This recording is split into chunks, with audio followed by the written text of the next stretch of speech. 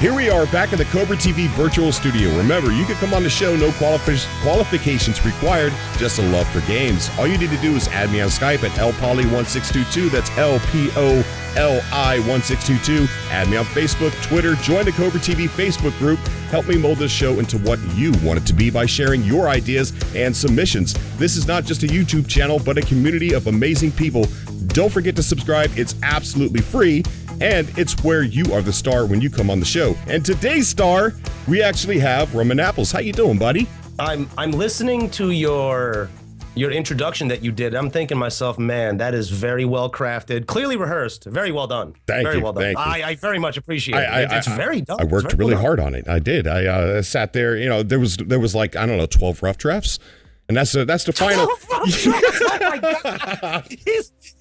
Folks, just imagine Cobra. Well, he's maskless now, so imagine Cobra just sitting there with the notepad, like the thinking man statue going, writing dialogue and little bits of scripture, his eyes bulging out of his head when he gets a good line. Actually, he's just going. I still do. I use paper. I do too, to a certain degree. Like when I'm researching, right? If I'm doing a tutorial, I'll write notes. You know, it's not like I don't got a laptop with me, so I just keep a notepad. Yeah.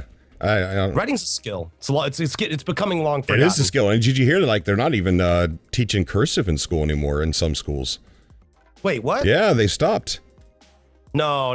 That's a joke. No, right? It's not a joke. My kids come home and they're like, yeah, they don't teach us cursive anymore. What? They just teach you how to print? I guess, yeah.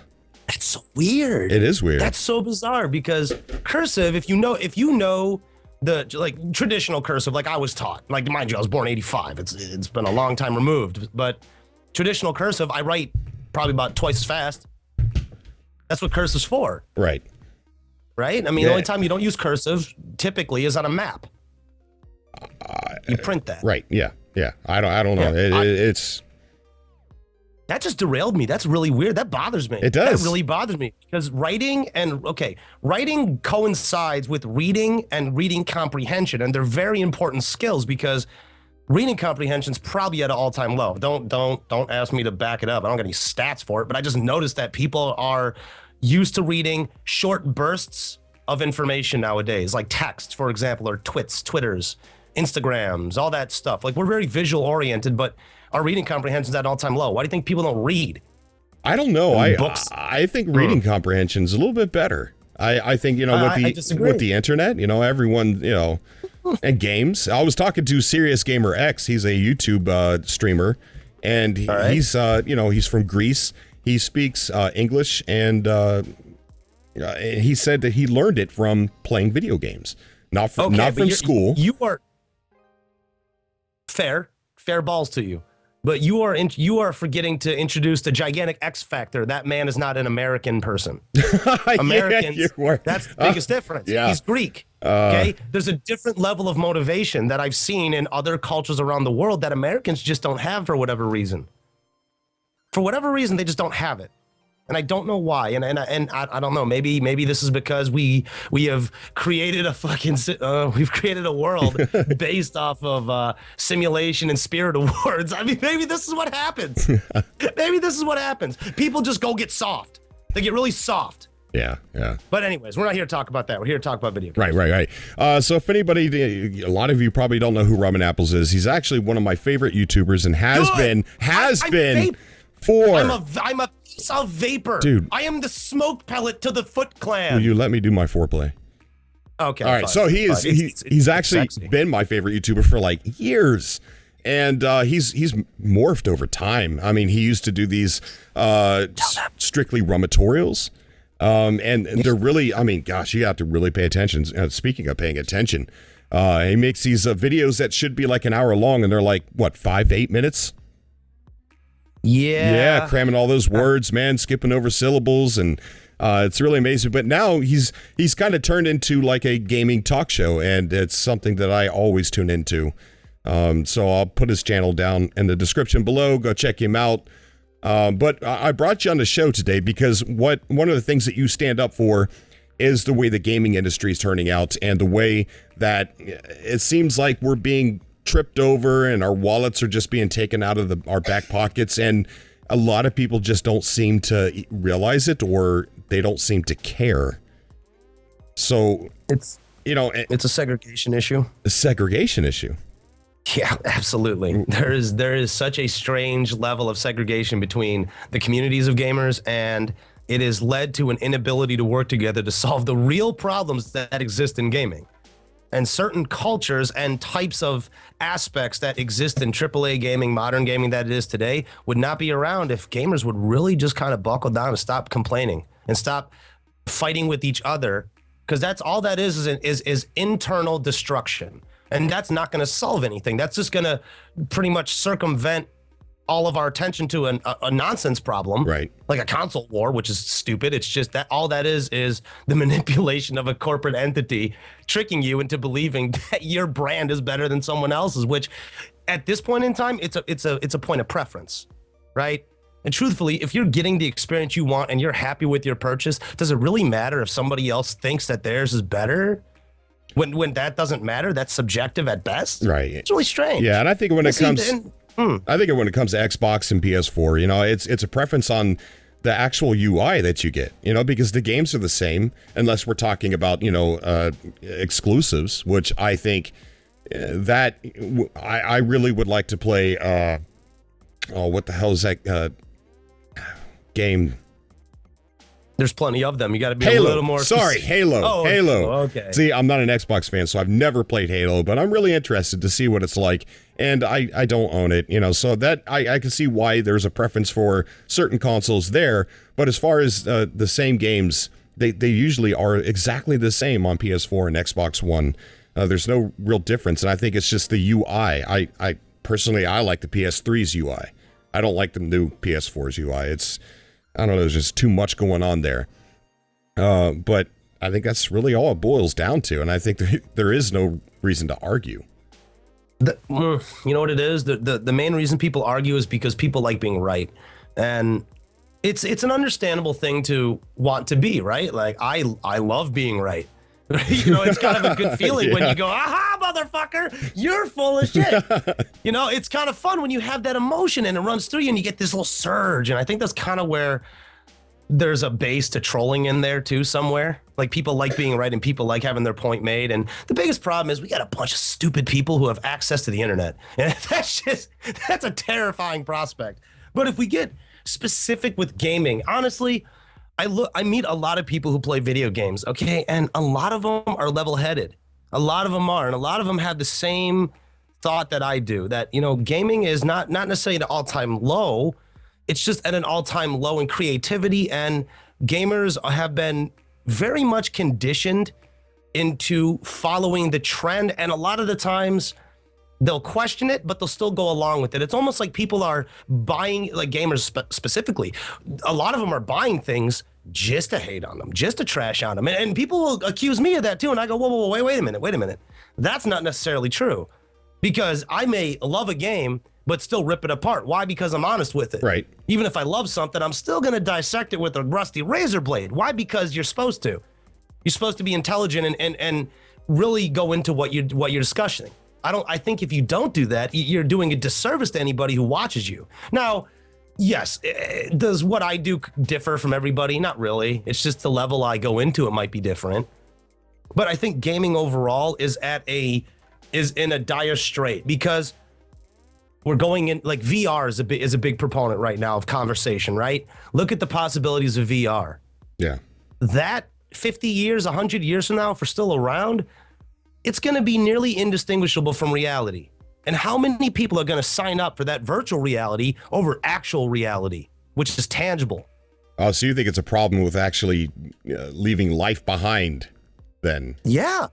It's that. I think that's a possibility that we have to look at legitimately, because of what I said earlier, the 16 hours on the screen. There's not a lot of us that could say we don't do that. Right. So that's a problem. But when it comes to quality of video games, it's just because the hardcore gamers have a hard time accepting this. Hardcore gamers don't like to accept that the reason video games are so popular right now is because there's been such a gigantic upsurge of casual video game fans. There are plenty of people out who play video games right now who might be listening to this podcast or whatever. There are people out there who might have bought a PS4 just to play Fallout 4, and they don't play any other games. They might play NBA 2K17. Do you see what I'm saying? Right.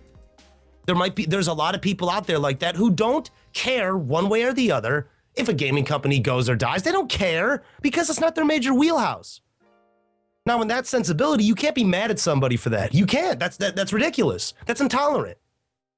Gamers who expect people to bow to the mightiness and the gods of gaming, that's ridiculous. That's a ludicrous attitude. Yeah. Gaming is an art form. I fully agree. It needs to be taken seriously, but I really think that gamers need to calm down about a few things. All right? If you're a gamer and you get made fun of that you're a gamer, that's not racism. That's just people being dicks. Okay? That's all it is. That's literally all it is. There's a gigantic leap in being made fun of because you're a gamer and being made fun of because you're a different race. That's a totally different ionosphere of complexity and gray areas. Right. And see, that's one thing that bugs me. And then the other thing that bugs me is oh, filthy casual. How many times have you heard that, Cobra? Oh, tons. Filthy casual. Way too much, yeah. Tons.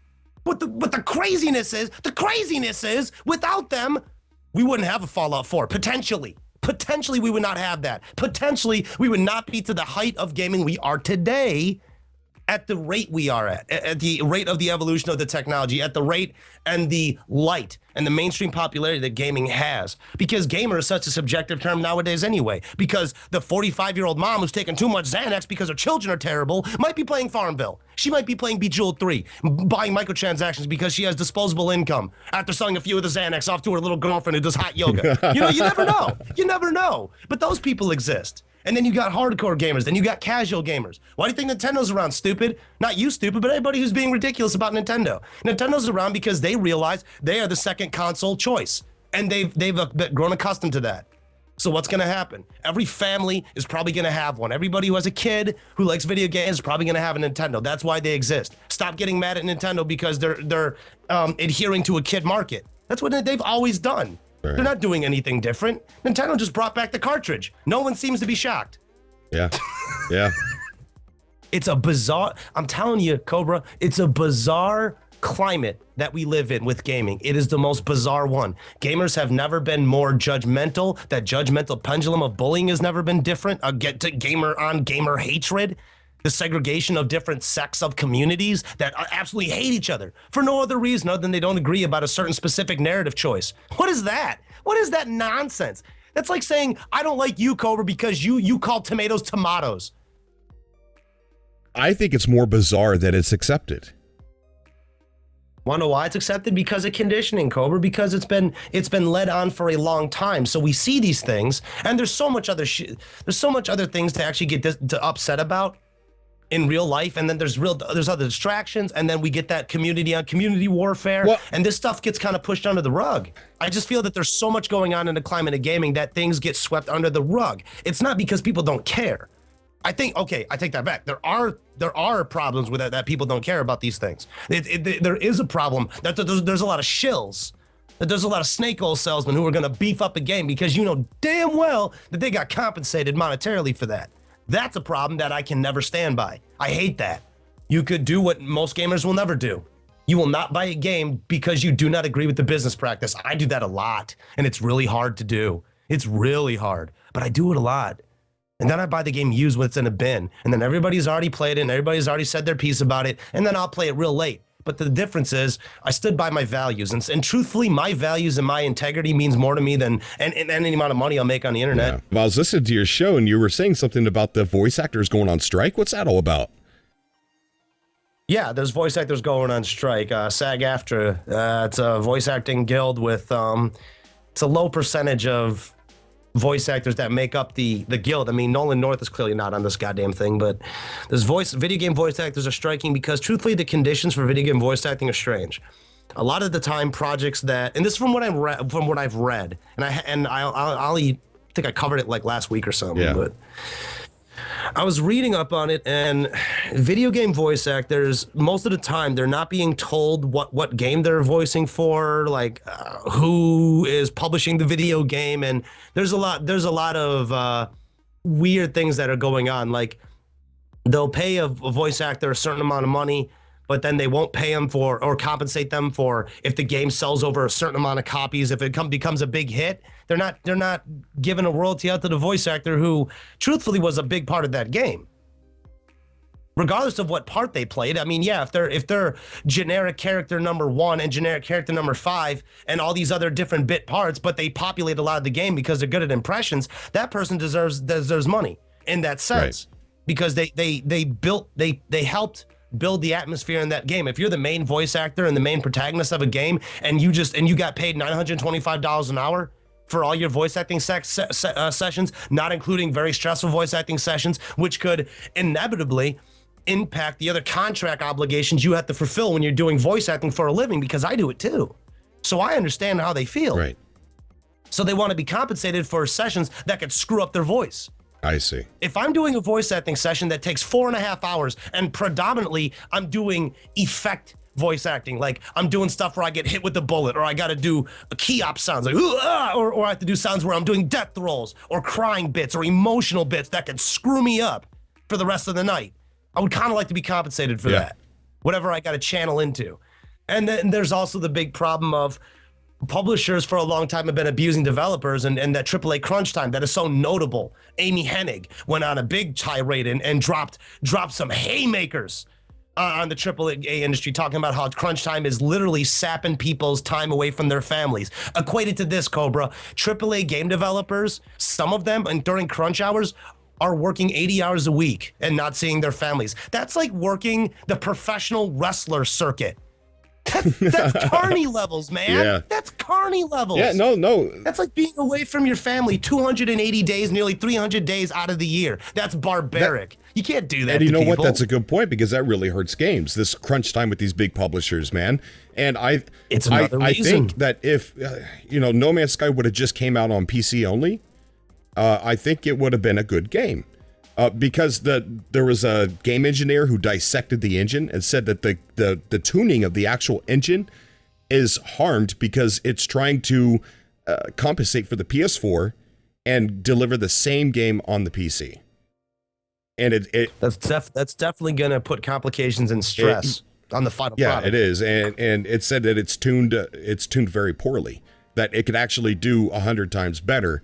So I think with Sony working with No Man's Sky or Hello Games and saying, I think they rushed them. I think it hurt the production of the actual final product by trying to make it the same on PC as well. Hurt it.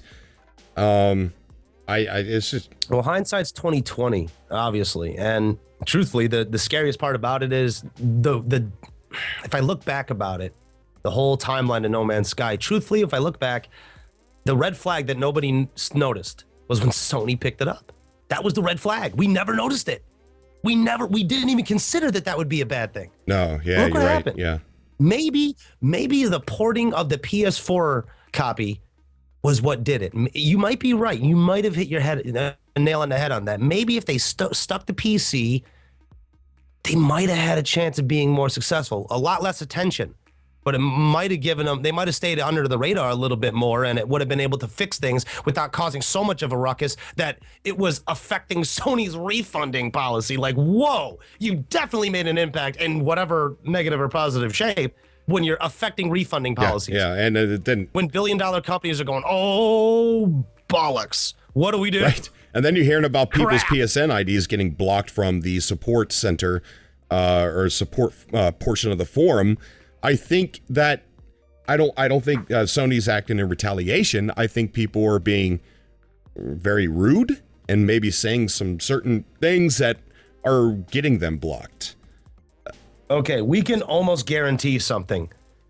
People most definitely said some heinous, barbaric things to them. Yes. Why would we not think that? Okay, if anybody disagrees with that statement, when this video goes to YouTube, look down the comment list. You will see some heinous crap come our way. You will see some heinous stuff. Why? Because we have opinions and people don't like that. That's what we live in, Cobra. You know good and well. Some gremlin, just existing on cheese puffs and Coca-Cola. Just was sitting there, just typing furiously, just angry, just grinding away. His space bar is stuck because he has smashed it so many times. I know. Or it's just stuck because he dipped Coca. He dropped soda all over it. And now his keyboard's sticky, among other reasons. He's got tube socks everywhere that are crusty as for legitimate reasons that we won't go into. I've got a few keys missing on mine. Light on this fool. Okay, we know that's for different reasons. No, I've beat it up. It's yeah. No, yes, but Cobra, that's in furious anger. Chronicles of Riddick, Fury and Anger. Yes, I'm quoting Vin Diesel right now. Yeah, Vin Diesel levels of Riddick anger. That's different. That's different. You're an angry man, sir. You need to get some peace. Maybe a little peace pipe. I'll give you some, but when you're in a different state, I don't know if I can email THC to you. That'd be amazing. Right. Wouldn't that be amazing if I could email you THC? That'd be awesome. That would be awesome. Yeah, just see if we could do that. You know what? We live in a world. We're living in the future. No, we're living in the present. Cobra. This is Cobra, the present. We live in the future. All right, we really do. I'll go with it.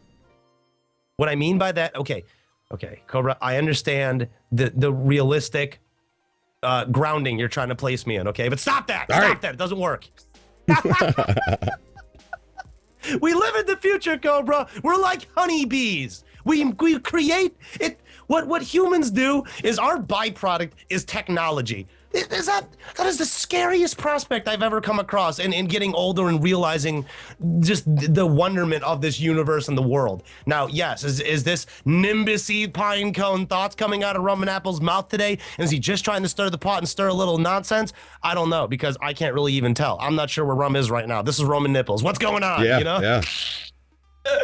Look, guys, all jokes aside, we live in a wondrous time. It's just really weird. And gaming is no different. It's just gaming follows what the world is thinking. It does. It really does, man. Gaming follows the way the world is behaving at that moment. And when you see crazy games that come out of the woodwork, it's just a weird reflection of what we're doing in real life. How weird is that? Yeah. That is weird, man. That is weird. It's bizarre. I think a good medication for the gaming industry would actually be transparency. You know, and there's some companies out there, there's some development companies out there that are actually doing that. Craneball Studios is doing it. Craneball Studios, they're making Planet Nomads. Oh, okay. That was the people you interviewed. Go to his channel and look at the Planet Nomad interview. I'm trying to get Daniel back on so we could just chat about gaming and not just about Planet Nomads. You better not do that. The YouTube commenters are listening, Cobra. The YouTube commenters are listening, Cobra. They're like serpents, just at your feet. Just going to say something about Uncharted, Cobra. NovaCorp for Dual Universe, they're being transparent. Yes. You know, I mean, they're showing every single step of the way. There's nothing to leave your imagination to fill the gap in. And I think that are they not saying that there's big secrets, and then next thing you know, they put out some trashy indie band at their big reveal and lied to everybody? Yes, that's exactly right. That's not what they're doing. I think, you know, thank God. Hello Games, I think I'm on the line where I did not see this coming. Okay. I didn't see it coming. But I'm hoping that they fix it. If not, then I'm going to be really pissed. You said it yourself. Hello Games is going to patch it and run. No, that's what he said. Well, I'm saying you repeated what he said. That's what I'm saying. I know, that's not true. A lot of people were saying that their studio's empty and it's abandoned and they ran away and they're not talking, they're not working, they're not doing anything. But the game's already been fixed, updated with patches, fixing the bugs. And if you look and you're paying attention, which a lot of people are not paying attention, they're actually almost every few days uploading the internal or updating their internal branch that they're testing. Okay, so they're obviously working on something. They didn't run away. And you know, in common sense, they're millionaires. Maybe the wording that they used was terrible. What wording? Oh yeah, of course it's terrible. It was just wording. It was just a wording, because maybe they said maybe when they say they're going to run away, I think maybe they meant, and this is total just ridiculous posturing and insinuation, but maybe they're like, all right, we just meant to say that's what we'll do in the media. We'll just walk away from the media and work on the game like we're supposed to. That was a joke when they were in the GameSpot in 2014. It was a joke. They said, if the game sucks, we'll do a day zero patch and run away. That was a joke. But it's like I said, words will come back to haunt you, because they literally did do its day zero patch. And they called it a day zero patch, and all of a sudden their studio's abandoned. So I don't blame people for, thinking that at first, but, if you're paying attention, you could see that they're working. And, I'm not entirely defending them. They should have been more open and honest. And before, they're taking pre-orders, man. They're taking people's money. They should have said something before. Be open, be honest about, how the finished product's going to look, because people are banking on that. I get it. Transparency, man. It would fix everything. I think it would help certain companies, and I think it would irreparably damage a lot of others. And I think that would that would be a good thing, because if there was, let's fantasy book this for a second. If there was legitimate 100% transparency inside the video game industry, I think that a lot of companies would fail. I think it would happen a lot quicker. I think there'd be a lot more job losses. I don't think so. I think there would in the short term immediate reaction. But I think long term, what it would force the game industry to do would create games that would actually would not be like what focus groups want. It would really be what people actually wanted, and the involvement, I think, of gamers would change within companies. But at the same time, that's not always good, because we've seen what can happen to video games when fans get involved. Sometimes it's disastrous. But transparency, you're right. I think it would be at the very least, it'd be a compelling step in a different direction. Like, what's the worst that could happen? A couple fucking big tyrants of gaming go out that nobody really likes anyway, but we're forced to buy their games because they have and own all the IPs. That doesn't sound too bad. Stopping backing, don't back anymore. Don't pre-order anymore, and wait for the game to come out, and hold them accountable. And and people that are listening, I know I talked about. You sound so depressed. Like, people who are listening, don't be angry at me. No, it's not that. It's that I've anticipated No Man's Sky just like every single person who has watched my channel. Okay. I was repeating what Sean Murray was saying. I was waiting for that game too. So I'm with you guys. I understand there's a lot to be pissed off about. All Cobra Clan fans, all Cobra TV listeners and subscribers, you need to go to the Halloween store right now and make a Cobra mask. They don't know what the Cobra mask is. You know what?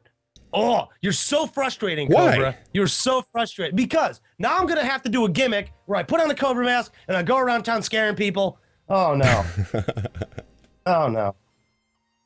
That's it. That's it. I'm going to a Halloween store. I'm getting a mask. I'm getting like 40 of them. I'm gonna do a biography. What is it? The self-destruction of Cobra. The self-destruction of Cobra. How's this going to go out? I mean, how's this going to play out? This turns into a good thing, because it goes from the Cobra we used to know, Cobra Cola, the one I roasted. Oh yeah.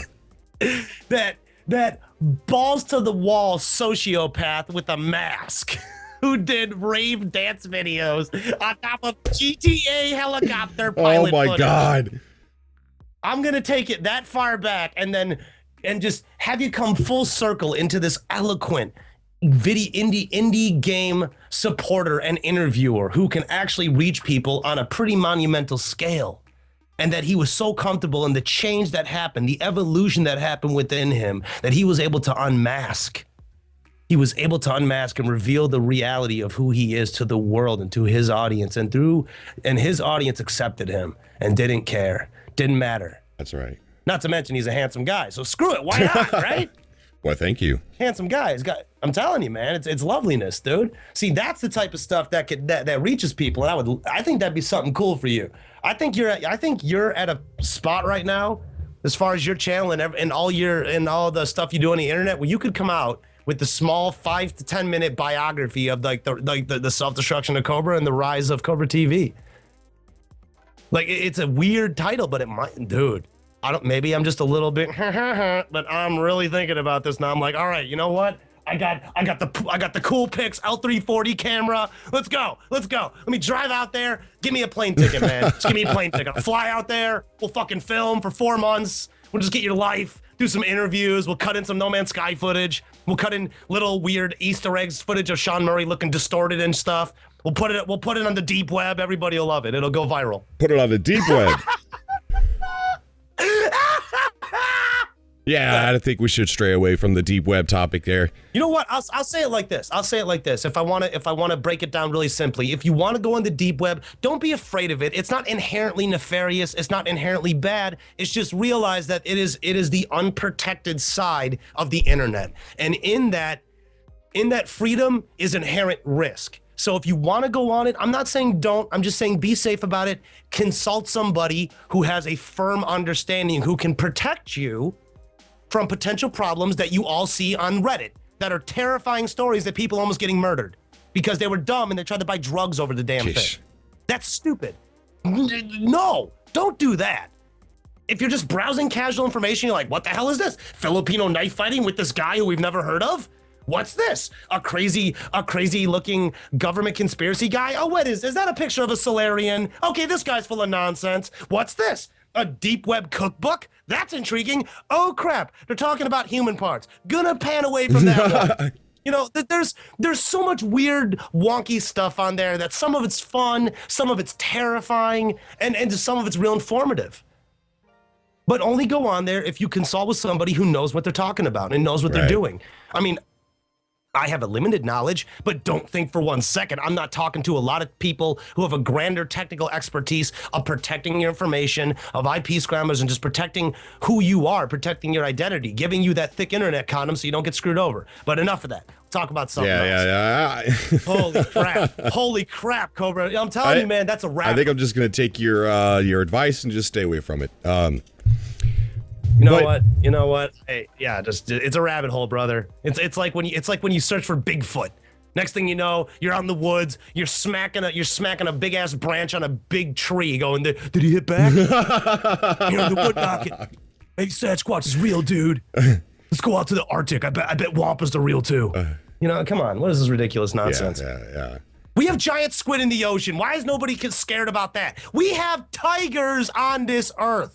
They are 1,000-year-old predators that can leap the height of a lion and attack you. I'm sorry, not a lion. I'm stoned. They can leap the height of an elephant and attack you. It's on YouTube. A tiger leaped the height of an elephant. Think about that. And mauled the dude's arm. Wow. What? What are you talking about? That's preposterous. But it's real. That's the shit we should be scared about. Yeah, you're right. Let's be afraid. Let's be afraid. And I know it's not my original idea, so don't get mad at me if you heard this somewhere else. But I heard this on a podcast or some TV show. I don't remember where I got it from, but people were talking about how if an eagle was just 30 pounds heavier, it'd be ganking kids out the sky. It would be. Think about the difference our lives would be if eagles, which are predatory birds, right? If they were like 30 pounds heavier, they'd be grabbing your children out the sky. Jeez.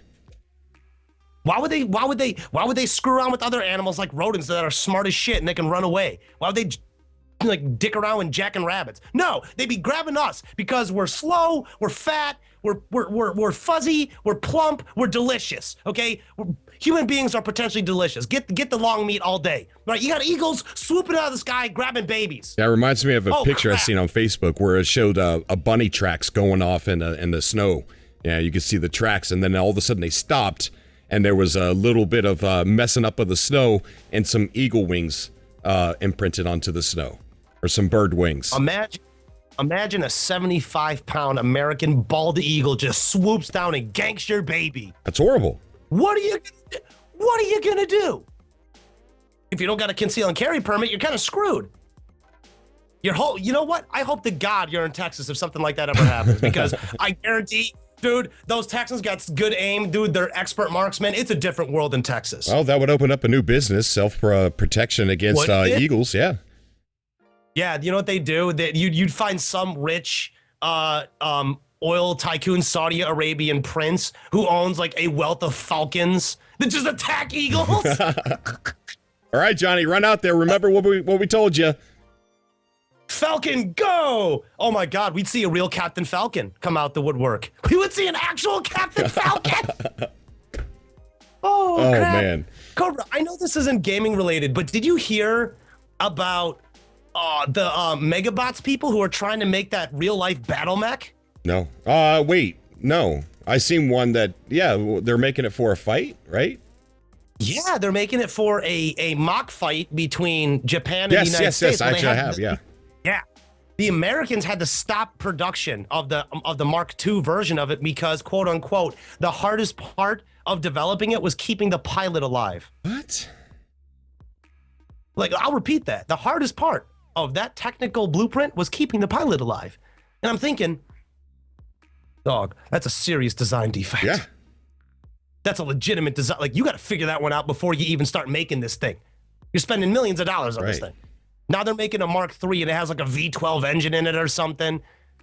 It's insanity. Okay, and Cobra, and I'll tie this into video games. And how will I tie this into video games? Check this out, ladies and gentlemen. We're making Metal Gears. Oh, okay. I thought you were going to go into Titanfall. We're making Metal Gears, Cobra. Is this not alarming to anybody else but me? Okay, mind you, we're making Metal Gears. At the same time, Google, Facebook, everybody in the tech industry is trying to create complex artificial intelligence with neurological interfaces that can mimic human behavior. Now implant that into the potential Metal Gears that we're going to make them assumedly pilot free, that you can control from a remote sensibility. Imagine if you could jack into it from like an Oculus Rift and you have an ability to control it from that direction with the neural connections and the electronic sparks of your brain. Now consider the military will weaponize it because that's what's going to happen. Oh, Cobra, we got World War III. We're all dead. We're all dead. Smoke blunts. Fuck who you want to fuck. It's over. You don't think Japan has like 1 million of those or 1 billion of those underneath the ground somewhere? This is why I think it's going to be Metal Gear Rays, because what that happened, now this is totally a pothead isolation tank theory. I think what happened that the Japanese government contacted Hideo Kojima. There you go.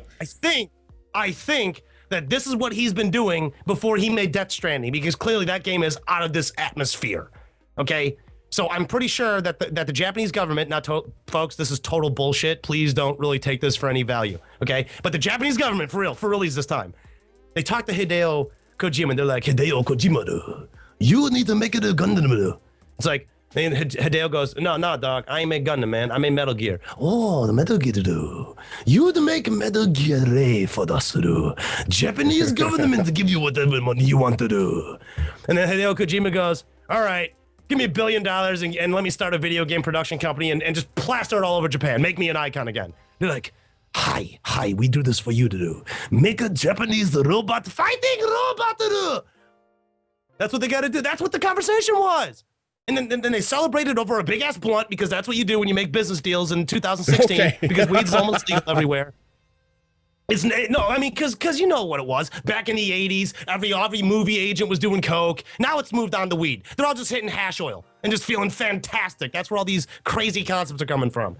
But that's what happened, man. We're going to have Metal Gear Rays, and it's Hideo Kojima's fault. Wow. Where did that come from? Video games. This is just what goes on in your head when you think about video games all day. You come up with crazy theories. Yeah. Jokes aside, is there anything tangible that we probably should have talked about? Probably. Yeah. I want to close off my No Man's Sky thing. I want to close that off a little bit. You know, I mean, I really hope they pull it off. I do. I'm pissed like everybody else. No Man's Sky is going to exist, and it's gonna. Okay, No Man's Sky is getting a lot of heat right now. It's going to survive it, and it's going to exist on the PC market and the modding community, and the loyals who stay loyal to No Man's Sky and stick with it and stay loyal to the company and the game through the timeline it takes for it to get back onto an even playing field. That moddability is going to make that game so much more dynamic and interesting. because it's going to open up a whole litany of possibility, and it's going to bring back at least a core audience base that'll stick to it. I think so. I mean, I think that's what'll happen. They're working right now. You could clearly tell. And if they stick to their guns and they keep updating this game and they don't go charging people for it, then I think they'll be all right in the future. Right now, they're not all right. But I think in the long run, we're going to look back and be like, oh, okay, well, look at Destiny. I mean, a lot of people are really turning to Destiny and saying, this is a good game. And, they got a lot of their fan base back. But in the beginning, oh man, it was almost the same thing. Well, Destiny's a totally different topic. Still disappointing. Still a bait and switch. Yeah. Still, but, still not what people expected. And the game that it is was not the game they promoted. And that's the crime. But I think they've redeemed a lot of what they wanted to deliver.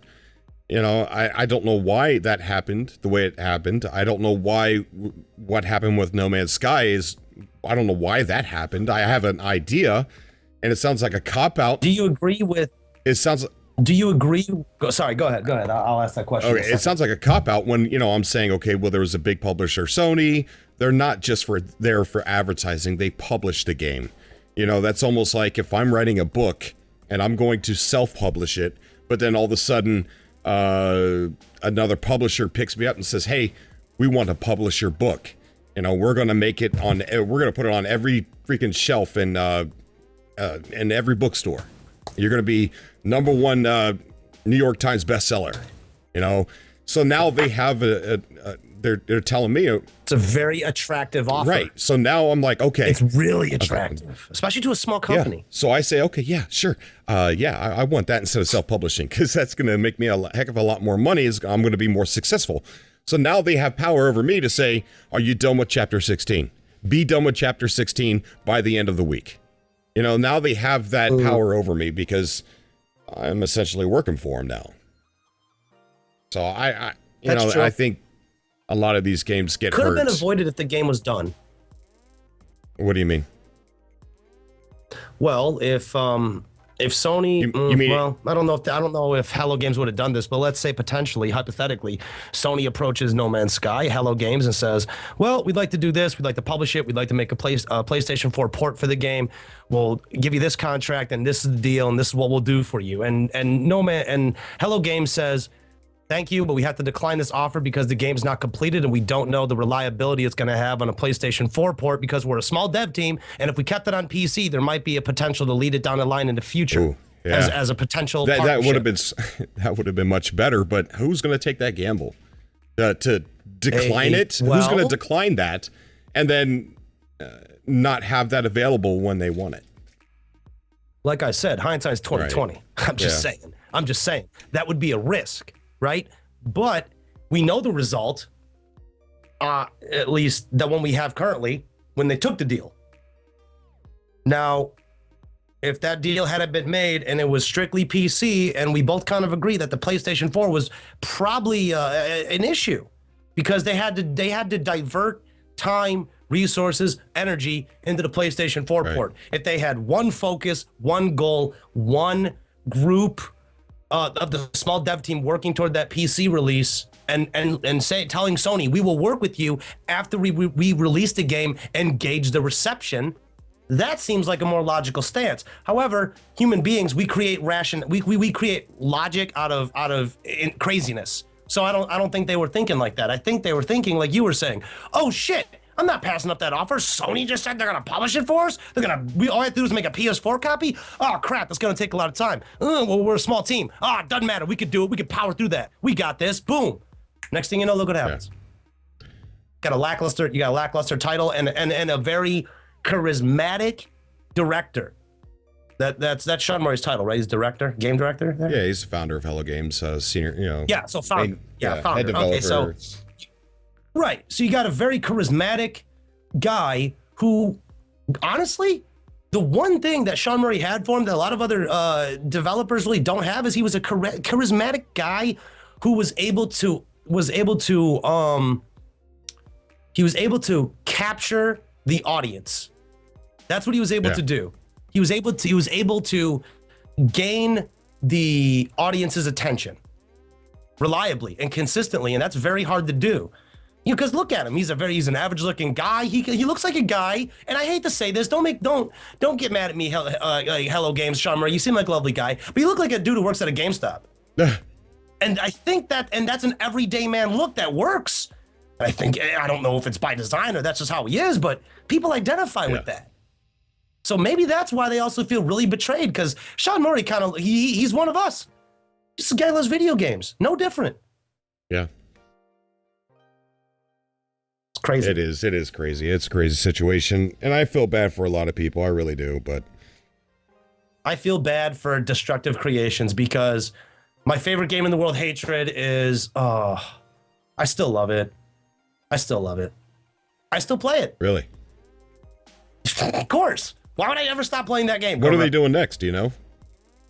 No clue. No clue what they're doing next. I know they got their survival mode. I know they got their I know IS Defense came out, that got them in a lot of trouble too. But I see a Hatred 2 coming at some point in time. I'd be happy to see that. IS Defense, what is that? IS Defense is a terribly ridiculous turret defense shooter game. That's really not all that special. Oh, so what? That's why I play did he Hatred. get him in trouble? Because it's about NATO. Oh gosh. That's why. So these guys just want to. They're shock developers then, right? Destructive creations don't. They have no cares given. They don't care. They do not care. They don't give a damn. I do respect them in a way for that, because I do respect the fact that they are using their freedom of speech to the fullest extent possible. Right. It's absolutely incredible. Yeah.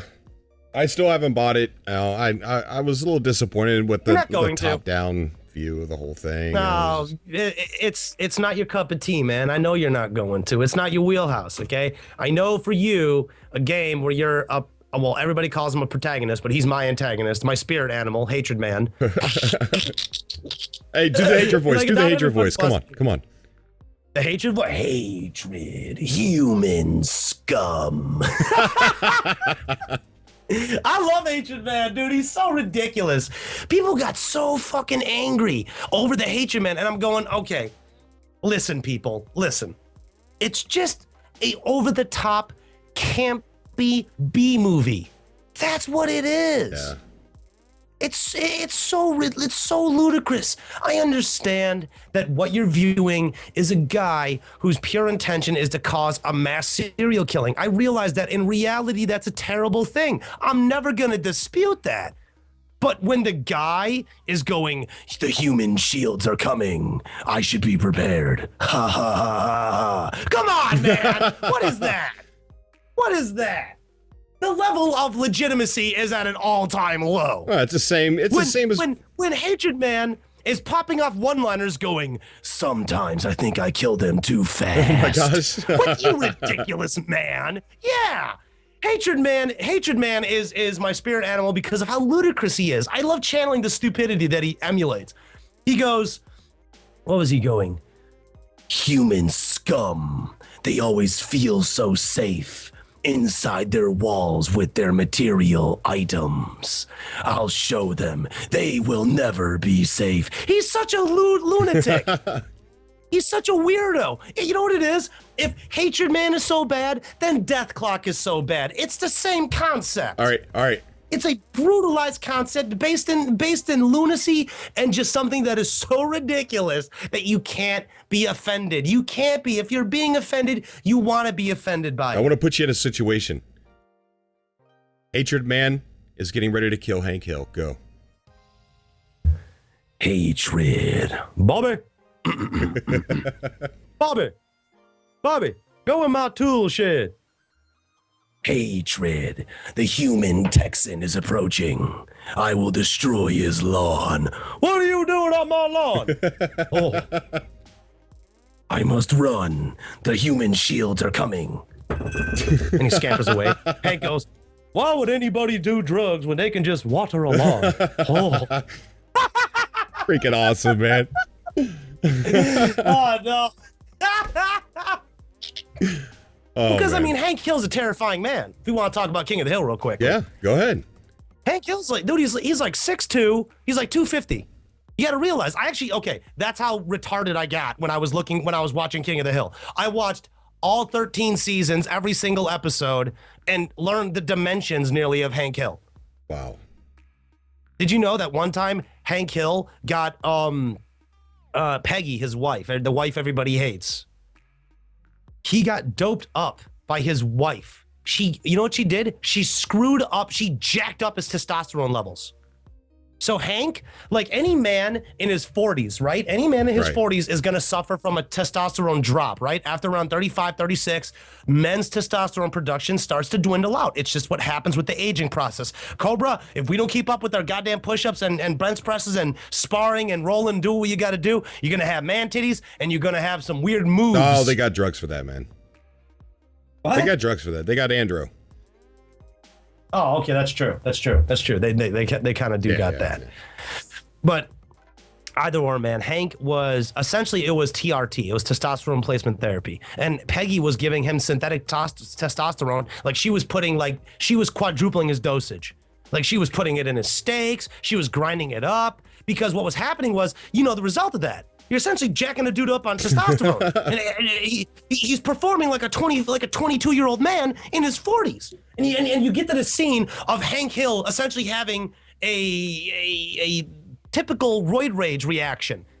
Like he's pumping weights in his garage, and you know how they animate Hank Hill. He has a beer belly. He's got no ass. He's got kind of big arms, but he's got a beer belly. He looks like an average American man.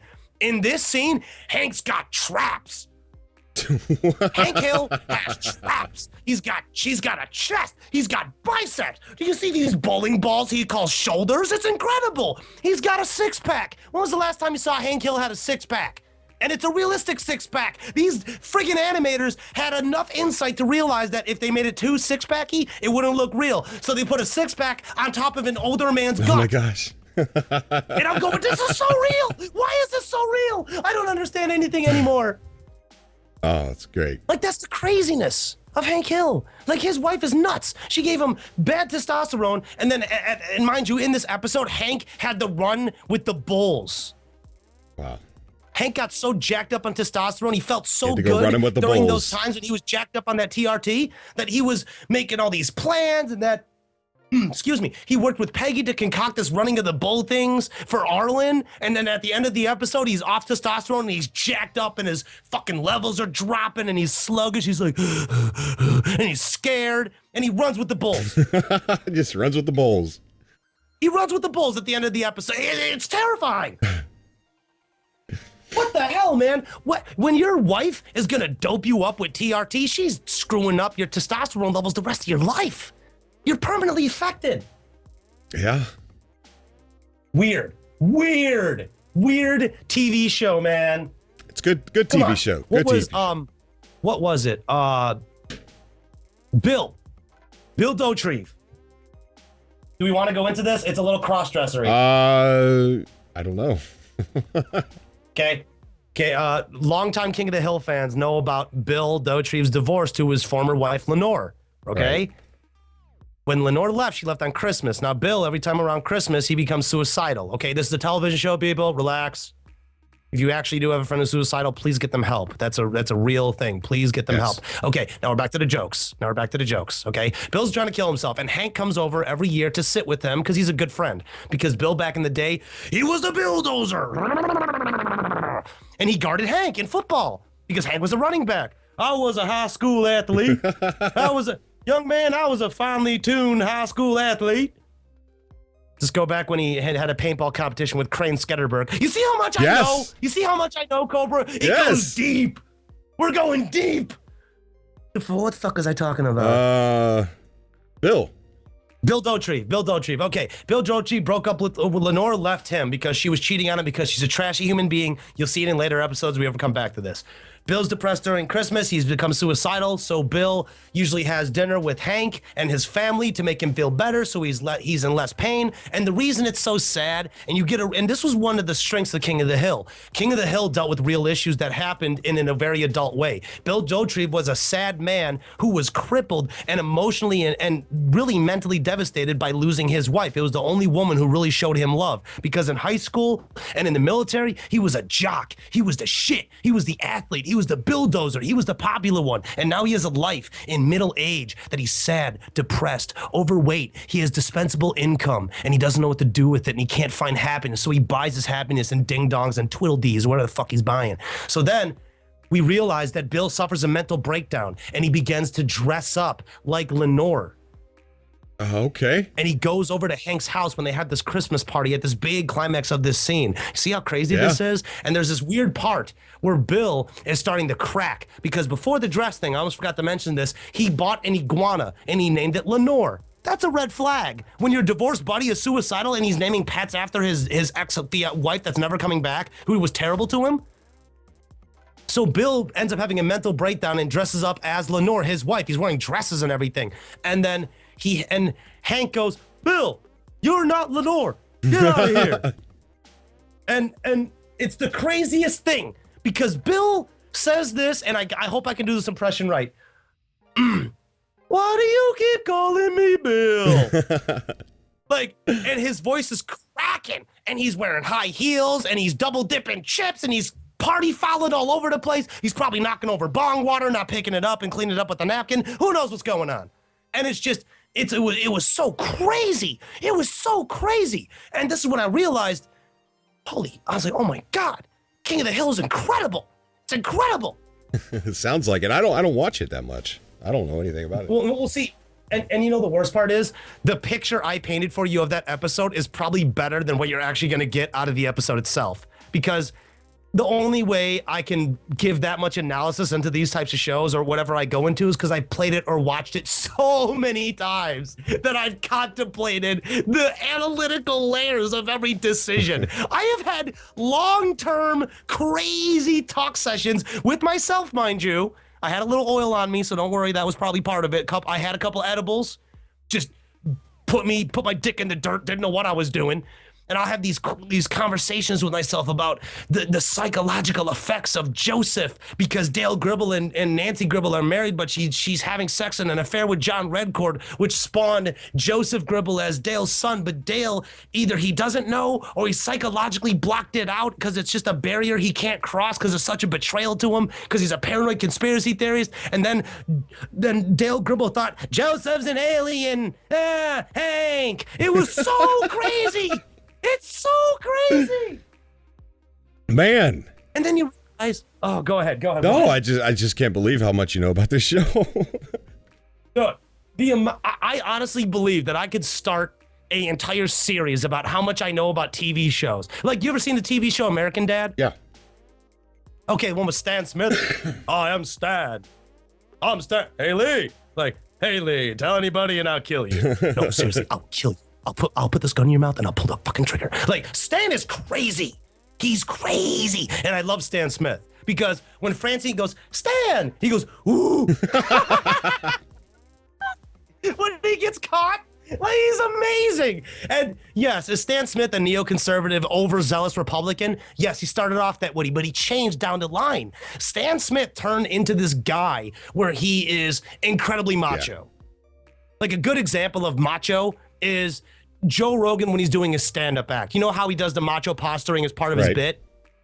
Okay, that's how Stan is. He's a super macho guy going, Steve, emotions are for ladies.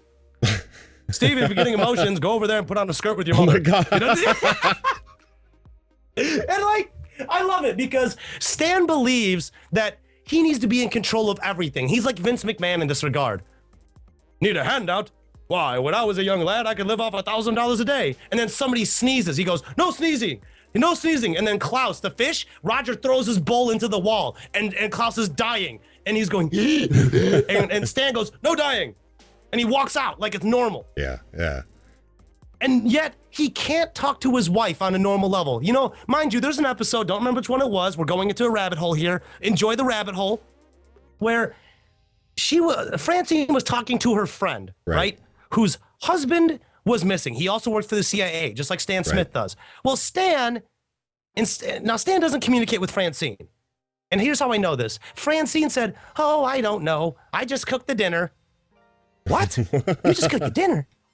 You sleep with this motherfucker. You don't know what this man does on his day-to-day work? I mean, I know there's some things you can't say. You work for the CIA, but that's a pretty big gap in your relationship. Yeah. It's pretty gigantic. So back to the point. Francine's talking to her friend, and Stan fires a grappling hook gun. We're talking Batman Arkham Asylum, the line shooter gun. Yeah. He shoots a line shooter gun into the kitchen. And it's not like high up. He shoots it like into the floor where he's barely above the floor. And he comes catwalking, like he comes crawling over the rope with his legs intertwined over the rope. It's like Mission Impossible stuff. And she has no clue. And she no. Here's the best part. He goes to the fridge. He goes, boom. And he missions Impossible's away to the fridge. He gets pop and a bag of chips. And then she goes, and she knows. And without missing a beat, Stan's almost out the room. And she goes, "How was work?" He goes, Fine. Nothing to talk about. And he goes, "Watching the game." And she goes, "Okay, dinner at 6." And he leaves. And that's it. Wow. It's like she is so, and think about this. She is so used to that. You got to think, that's not something that you just see one time and you automatically adjust to. Right. That's going to make your brain go, what? Cobra, if your wife shot a friggin' grappling hook into the kitchen and Mission Impossible their way to the kitchen to get chips not to talk to you, you would not just kind of be on the computer going, "Hey, when's dinner?" Right. She'll go, "Sometime at 6. Okay, later. Yeah. You're going to do a double take. You're going to go, what are you doing, stupid? What are you doing? You're ridiculous. Right. Walk like a normal human. What are you doing?" And it's just crazy. Not to mention that Patrick Stewart is my spirit animal in American Dad. Did you know that? You know Patrick Stewart's in American Dad? He's your spirit animal. He's my spirit animal. I've realized Patrick Stewart is my spirit animal for the television show American Dad. Because he's the director of the CIA.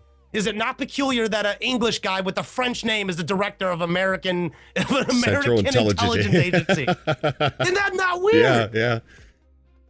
And mind you, he plays a character called Avery Bullock. Okay, and I can't do a Patrick Stewart impression for the life of me, but it's just so funny to see Patrick Stewart, Avery Bullock having an affair or just having a relationship with Stan's daughter. Oh my gosh. And you see, and Stan lets this go by because he's getting into Bullock's wheelhouse and he might get a promotion out of it. And Bullock's holding that over his head so he can plow his daughter. Wow. Yes. This is all in American Dad, huh?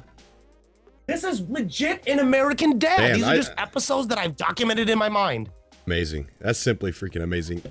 So you have 2 major shows on your channel, right? You have Uncivilized Banter, and the other one's the Rum and Apple Show. What's the difference between the two of them? The major difference is the Rum and Apple Show is generally a solo show unless I bring on a specific guest host. And Uncivilized Banter is it's a group show. It's a 3-man team. It's Roshu Gaming. You go check them out if you want to on YouTube. Our on-air technician, Jaco4413, he also manages a production role to a certain degree. Or at least that's what I say when I pay him every month, as I lie to myself, letting my PayPal bleed a little more. You know? Yeah. But no, it's a good team. And Uncivilized Banter is more of a group show. It's more focused on, I'd say, positivity to a certain degree, because Uncivilized Banter is it's a Friday show. So everybody's kind of there. It's the end of the week. Everybody's just there to kind of have fun and tell jokes. Yeah. Kind of just there to have fun. We talk about real stuff. Don't get it twisted. We talk about very real topics in gaming. We'll talk about major ones. We'll talk about stuff that might not even be having anything to do with gaming. Sometimes what I've noticed is that we'll have listener calls and I'll find myself in a conversation where I'm telling people about life, or I'm telling people about my experiences. And it's such a weird thing, especially with running a podcast. I tell you, those listener calls is what I look forward to. Like you had Big Yella on there once, a caller by the name of Big Yella, and it was incredible. He had happened to call when he was in the bathroom. I'm not going to go into detail. If you guys want to hear, I think you uploaded a clip of that exact moment. I would check it out. If you want to check that clip, it's called "I Have a Situation Here."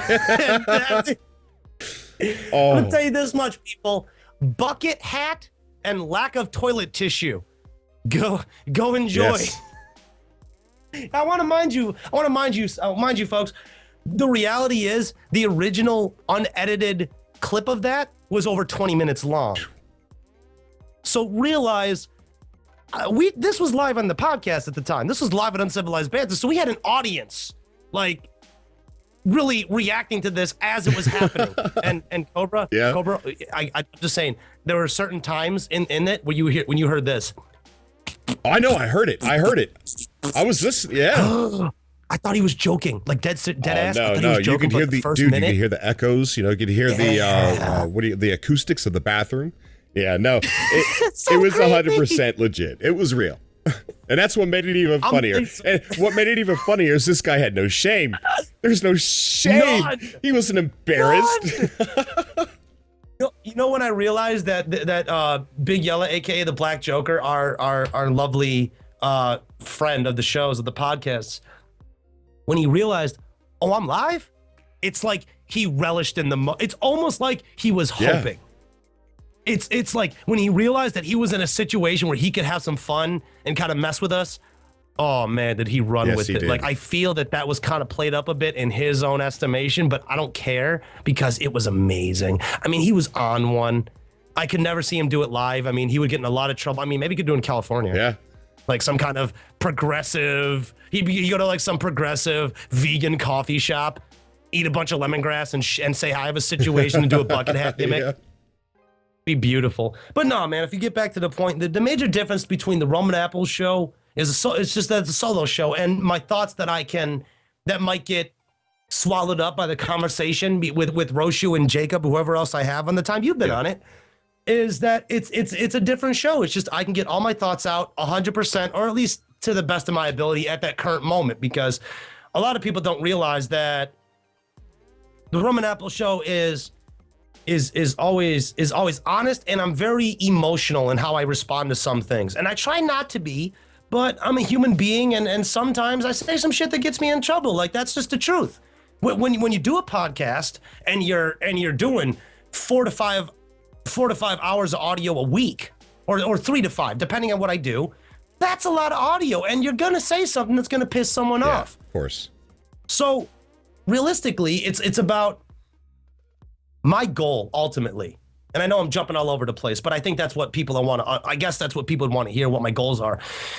My goals are to bridge the gap between gamers and non-gamers, and it's an impossible task. No, it's not impossible.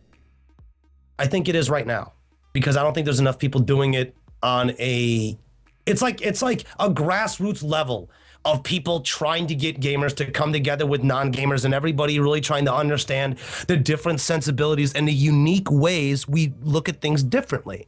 Now, do I criticize things? Do I make fun of shit? Absolutely. But at the end of the day, I do it, 1, because it's funny and I like telling jokes. 2, I care about this industry. I care about gaming. I care about the history of it. The last thing I want is the gaming industry to die, and the only game developers we have left are the ones who think gaming history started at Modern Warfare 2. That's a terrible history. That's a terrible future. It's bleak.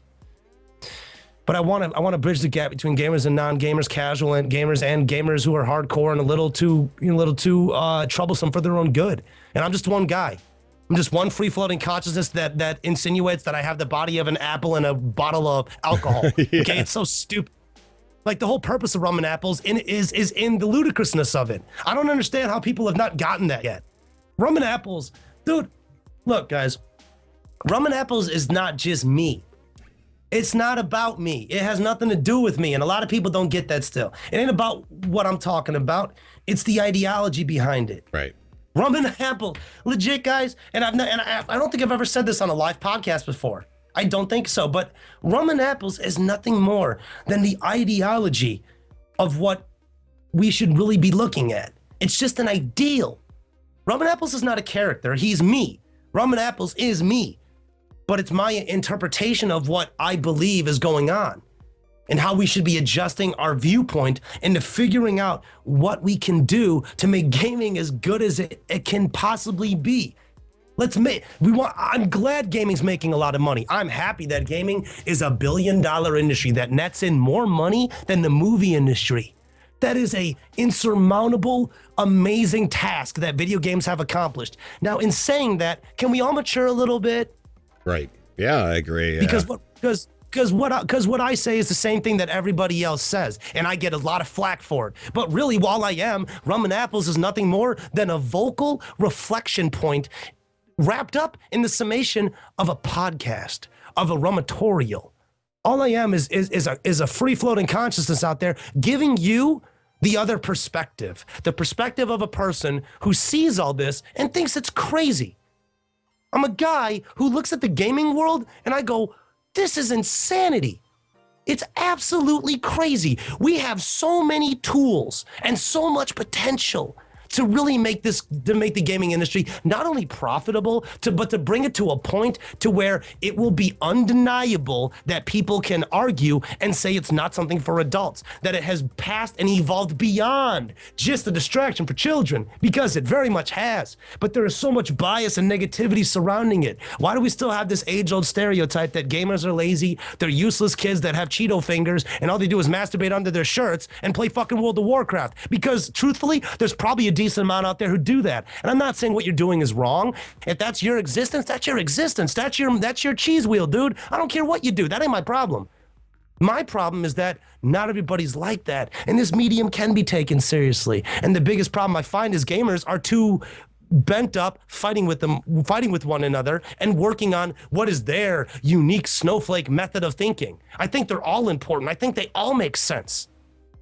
And the problem is we are so close-minded in gaming that we can't even begin to accept it. It's so weird. It's so bizarre that the gamers, and I've said this earlier in the show, and I have to reiterate it because it's important, because people don't know how to fucking listen. The same gamers that were bullied as children, who existed in the dark, dank moisture of a basement with one or two other friends, with one or two other acquaintances or friends who played video games, and you got your weekend gaming parties because none of the popular kids liked you. I'm not saying everybody was like that, but I said I know those kids exist. I know those kids exist because I know them. I know some that are like that. I know guys who are adults right now who used to get bullied to shit. And I've seen the way some of these guys turn out. I've seen what happens to them. They become bitter and they're jaded and they hate the world and they're unhealthy as fuck and they feel terrible and they eat shit and they feel terrible all day and they're jaded and they hate the world and they blame everybody for their problems. I'm not suggesting that all of you are like that, but I'm stating that that's a problem. And that's a stereotype that's happened to a lot of young gamers at an early age. And now it's turned them into screwed up adults. And we got to cut that poison out. We got to get rid of it. 100% agree. Because they're still a person. They're a person. Yeah, here's the difference. I wasn't like that. Why? Because I was a jock growing up. I grew up in combat sports my entire life. My entire life was wake up, go to martial art practice. Started off in Taekwondo, worked over to boxing, worked to wrestling, worked to Muay Thai, continued on throughout my life. But intravenously in that was video games. When I wasn't training, I was playing Mario. When I wasn't training, when I was icing my legs because they were beat to shit, I was over playing Contra trying to figure out the cheat code. I was trying to figure out the original Metal Gear stuff. I was trying to figure out why my Game Boy Advance played Pokemon Color in a little weird light, and if I adjusted the D-pad, remember we figured out if you mess with the D-pad, you could change the color scheme, and how that was the coolest thing in the world. Yeah. Right? I remember watching Captain N, thinking he was the coolest dude in the world because he was a jock and he was a gamer and he mastered video games and he was popular and everybody liked him and he did amazing shit. And now I look at the world and I go, really? This is what we've come down to? We've come down to a bunch of separate video game communities that don't want to have anything to do with one another because they believe their stance is the right way. It's like a bunch of it's like the South Park episode where a bunch of atheists were deciding on what's the best name. And it's just a big civil war of a bunch of people who are generally sensible, but they're acting like idiots in masses, attacking each other over nonsense. When the reality is something we go back to since the earlier in the podcast where we talked about, we could round about this way. The problem is pre-order culture. The problem is paying for something before it's completed and then getting mad when the game isn't what you want. The problem is paying for something that is unfinished under the guise of early access, that your minimal community influence is actually going to divert enough attention from the developers who are publishing this thing to give you what you want. That is not possible. It's too small of a scale. Your individual needs will not be met. Gaming and marketing gaming is made on a mass scale. They're not thinking about people. They're thinking about demographics. That's the reality of gaming now. Gaming is dead. Okay? Gaming as we know it, the golden age, the arcade age, the pre-PS3 age, pre-modern, it's all gone. It's over. It's died. And why has that died? Because of the modern take of gaming. I agree. The minute gaming got into the mainstream limelight, we saw the decline of the hardcore appreciation for it. It still exists. It's always going to exist. And that's why it's so important that I do a podcast about it. It's why it's so important that I do a couple podcasts, why I do tutorials, why I dedicate so much of my life to trying to figure out the differences in these communities, in this industry, and trying to, at the end of the day, why can't we all just smoke a blunt and chill the hell out? Chill out, man. Right. These are video games. They're video games. Death threats over a Diablo 3 color scheme? Are you crazy? Death threats because you don't like John Smedley? DDoXing? Grow up. Grow up. This is the world we live in. We live in a bleak future, Cobra. We live in a future where people will DDoX you because they don't appreciate your opinion. Yeah. When the reality is, people have fought and died for the opportunity that we have every day, that we take for granted, that we could say what we want, and it's okay. It's okay that we have to accept all these, or at least tolerate them, and have a discussion about the gray areas of conversation and human and everything from human sexuality to what should or should not be put in a video game because it's too horrible of things or too horrible of content to put in a video game. It's very strange and surreal, but this is, once again, I go back to it. That's why I do what I do. That's why I do a podcast. That's why I do what I do, because I'm interested and I have a goal in it. And, you know, and what the last 10 minutes, man, this is the reason why I am subscribed to you. This is the reason why I urge anybody to go over, take a listen to RumAndApples. Because, you know, you at the end of the day, he totally set me up. He set me up to give you guys 1% of the time. I'm actually legitimate with people. Dude, I cannot. And then like very serious. No, in all seriousness, man. Yeah. You care. You care about the community and you want it to all come together. I get it.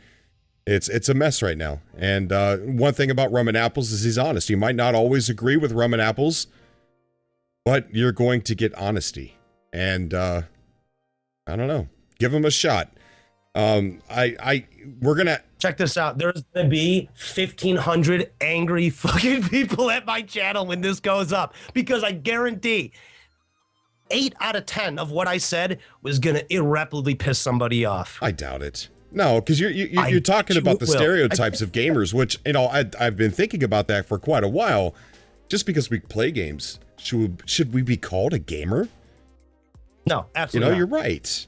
You're right. You know, when we're called gamers, then that leaves, you know, certain marketing to be aimed at us. And once that marketing is aimed at us, like Mountain Dew and Cheetos and things like that, then that's what a gamer becomes. Not to mention Buffalo Wild Wings. Yes. Look, you know what I've had that confliction too. I think everybody who plays video games for a long duration of time in their life, and it's something that they take more seriously than somebody else who might not. The term gamer, it's one of the most polarizing labels I've ever come across as far as in video games. And labels put you into a category. Categories, what it really does is it's limiting. Yeah. I do not like labels. Why? Because I'm me. At the end of the day, this ain't even about RumAndApples, okay? I mean, I'm just rum, right? I'm just RumAndApples, okay? But that's what defines me. Not RumAndApples is a gamer first, or that, oh, who's RumAndApples? Well, he's a gamer. No, that's bullshit. That's not who I am. Who's RumAndApples? Well, I'm a guy. I like video games. I have an obsession with martial arts. I've done them my whole life. I have a weird infatuation with McMahonism. I have a weird, surreal hatred for Ellen Page and short people with weird hands.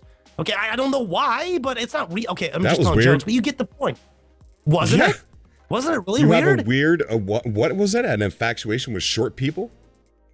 No, I have a weird infatuation with McMahonism, with Vince McMahon's religion that he subconsciously created. Wait. But what was it with Ellen Page and short people? Well, I have a weird psychotic hatred for Ellen Page, and it's not that I don't like the woman. Yeah, it's weird, right? Yeah. It's a weird thing about my psychology. Psychotic hatred? I have a weird psychological hatred for Ellen Page. And I gotta be honest with you, I think it dates back to the time working at Blackout Media, because I had given B so much, jokingly, folks, I teased B so much about his obsession with Ellen Page. I think subconsciously my brain started developing this weird hidden hatred for the girl. And I have nothing against her. Consciously, I have nothing against her. She's a fairly attractive girl who looks like a 12-year-old boy. That's what weirds me out. Oh, God. That's what weirds me out. So when do your uploads go up? My uploads are daily. If you're looking for podcast clips, and if you can't tune into the full episode or whatever, you don't have time, I do podcast clips mostly every day. Rumatorials come out once a month. Okay. They come out once a month. Now the reason that is because it's taking me a lot more time to write a full script that I'm voicing over, along with these live action segments that I'm doing, along with a few other special tidbits of fuckery that I'm throwing in. And I have to say that because that's exactly what it is. Cobra, if you want to give the audience any little sampling of what I'm talking about, I mean, I think they'd love to hear it from you. Sampling? You want me to interpret you?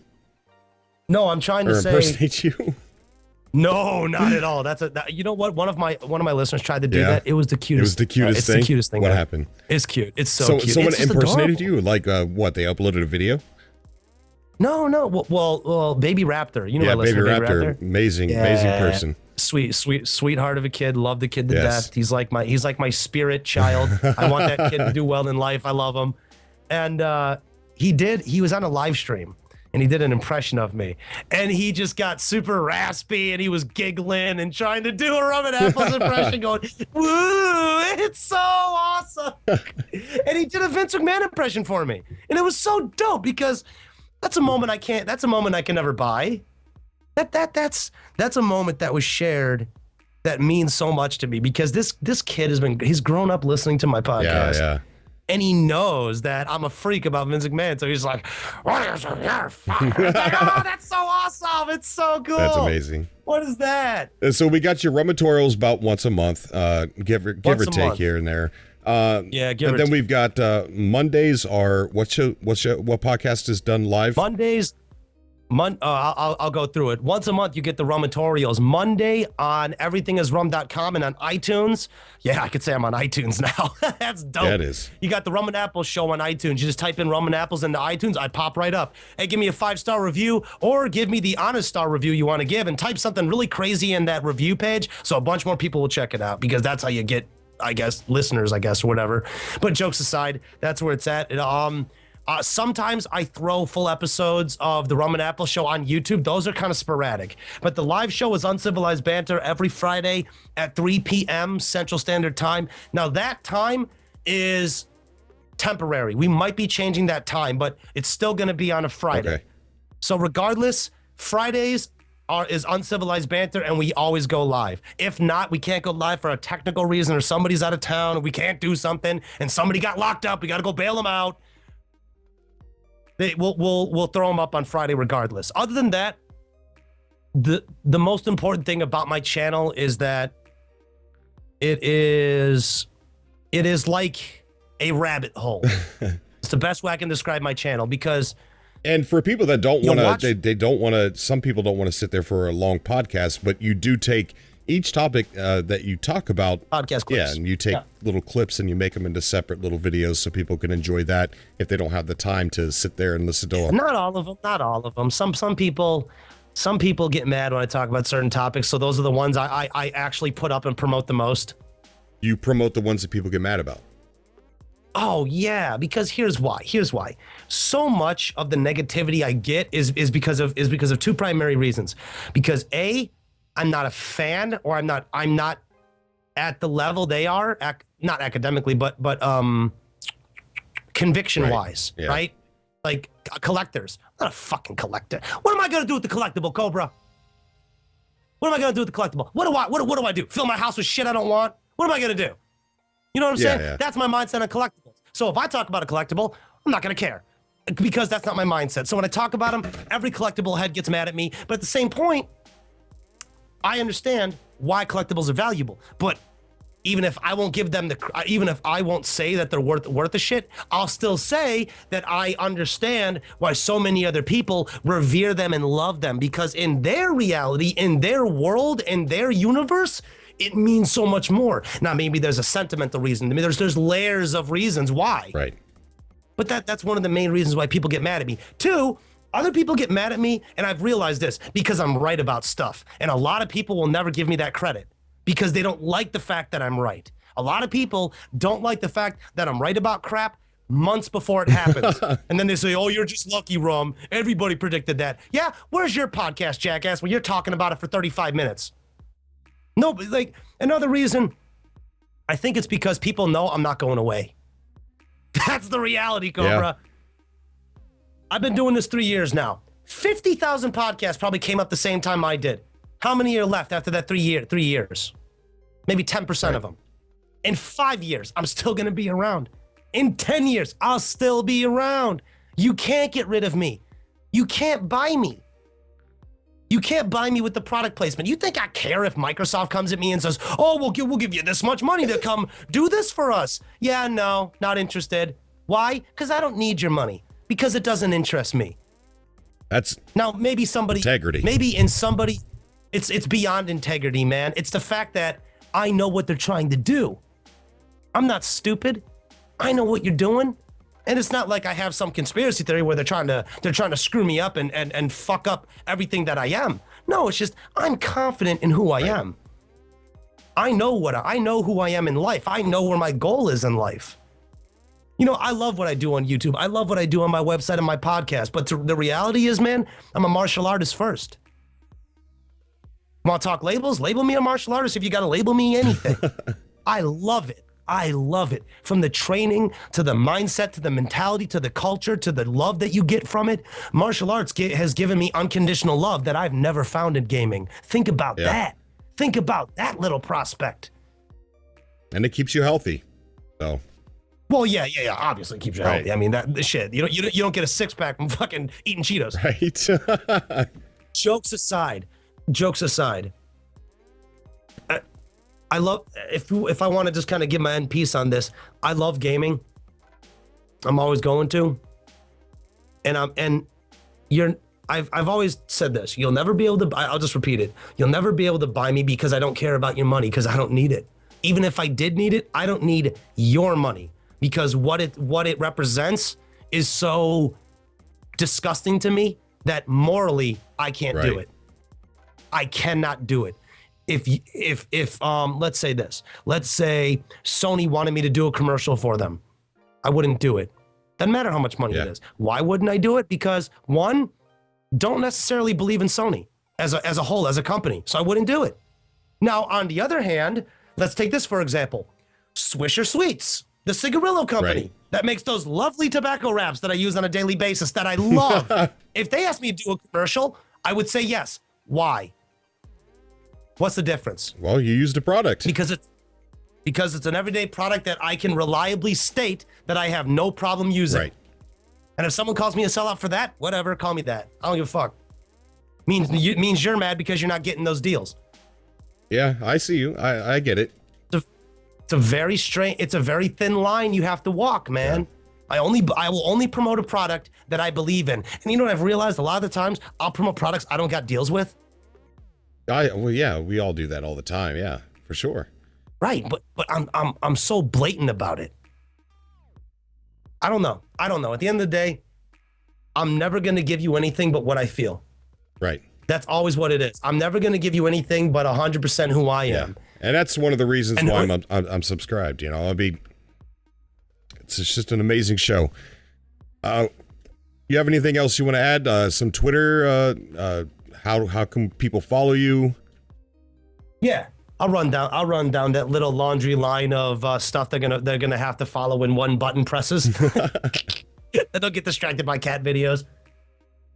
No, man. The Twitter at Everything Is Rum. On the Twitter, you know what it is. I got a website, everythingisrum.com. Very happy about that. You can find full podcasts, full uncivilized banter. There's even a little streaming link. There's the donation drive link if you want to go donate and see what I got coming up with that. The first one's going to be Spec Ops: The Line. I'm going to analyze that storyline. Oh, my eyeball's going to pop out of my brain.